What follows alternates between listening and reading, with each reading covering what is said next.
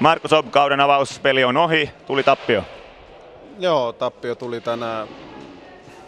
Maalipaikkoja olisi meillä mun mielestä ollut ihan voittaakin ottelu ja ei, ihan ei oltu niin kuin semmoisella, no väärin sanoa semmoisella asenteella, asenne kyllä oli pojilla, mutta en tiedä menikö latautuminen yli vai mitä, niin huolimattomuusvirheitä paljon, syöttövirheitä ja sitten maalipaikoissa niin vähän semmoinen niin kuin lepsuilu ja löysin ranteita tämmöinen, että noilla maalipaikoilla niin olisi pitänyt tehdä se kyllä se 6-7 maalia ja sitten peli olisi ollutkin ihan eri.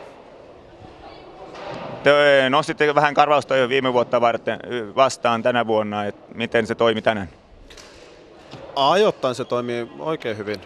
Ajoittain taas jätin niin puoleen väliin seisomaan, että kaveri olisi voinut rokottaa rankemmallakin kädellä. Mutta onneksi oli ensimmäinen peli, sanotaan näin. Ensi viikona loppuna on taas kotipeli. Miksi Blue Fox voittaa silloin?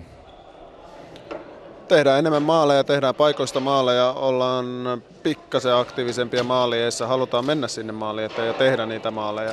Ja tuommoiset huolimattomuusvirheet pois, niin kyllä se siitä lähtee. Sä käytit koko pelaajapakka tänään. Ketkä olet tyytyväisiä? No kyllä siellä, niin kun sanotaan näin, että kukaan ei flopannut täysin. Kyllä siellä hyviäkin esityksiä oli. Tosin tosiaan noita huolimattomuusvirheitä tuli vähän turhan paljon ja kyllä jokainen ketju saa katsoa itsensä peiliinsä hiukan, että saadaan vähän parempaa tulosta aikaiseksi. Kiitoksia. Kiitos.